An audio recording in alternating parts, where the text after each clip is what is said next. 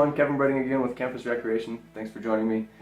In today's office movement break, I'm just going to talk a little bit about how to mix in some of these movement breaks into your day.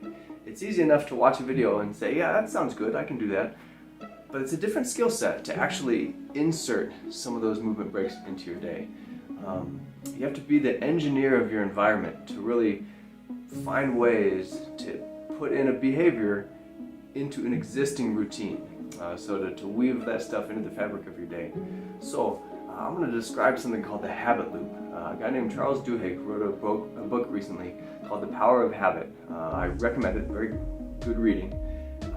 And he describes this habit loop where there's a stimulus followed by a behavior which is followed by a reward, and that loop repeats itself over and over.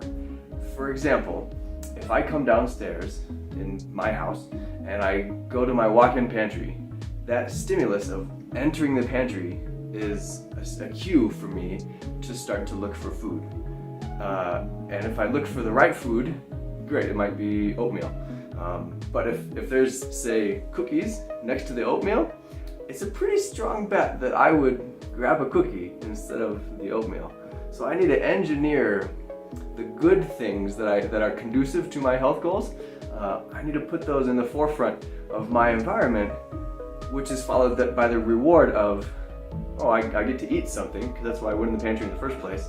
And two, I feel the satisfaction of choosing something good. So I hope that makes sense. And from a movement standpoint, being the architect of your environment and finding ways to insert movement strategies into a pre-existing routine is key.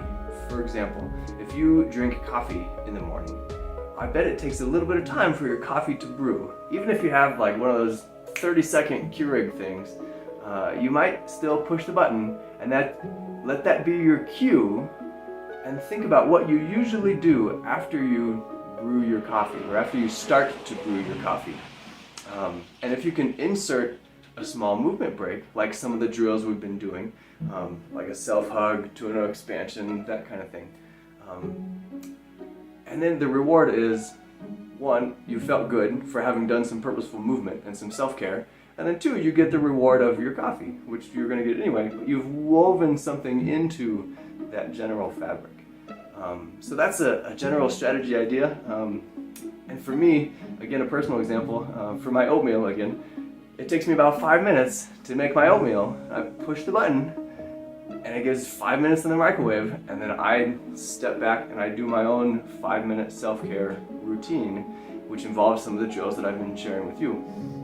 And then when that's done, I get the reward of having done something good for myself that feels good, that keeps me motivated to do it again, and I get my oatmeal, which tastes good after I put good stuff in it too, right? But so that all comes together. Another example, this is my house, because we're all at home now, and I have an eye hook from my ceiling, and I have 2 young kids, and I've kind of rigged this stuff up because all the parks and stuff are closed. So I've rigged this stuff up for my kids to get some exercise, and it's so cool to see my son come, he comes into the room, and he doesn't even think about it. He doesn't even realize he's doing it, but he grabs this thing and starts swinging around as he's telling stories or talking or picking on his brother or whatever. It's just so easily accessible to him that he doesn't even know that he's doing it, and the health outcome of that is going to be pretty profound. So be the engineer of your environment and structure your environment to promote activity, to promote ways for you to move more often, and like clear some space, give yourself room to move that's comfortable and that's attractive, that's appealing, and then attach it to, if you enter a room or if you finish an email, let that be the memory cue to perform a behavior which is good for you that you choose to do, and then have there be an appropriate award attached to that, which encourages the repetition of that behavior. If you do that repeatedly with consistency, that's going to have a pretty profound impact on your health. Thanks for joining me.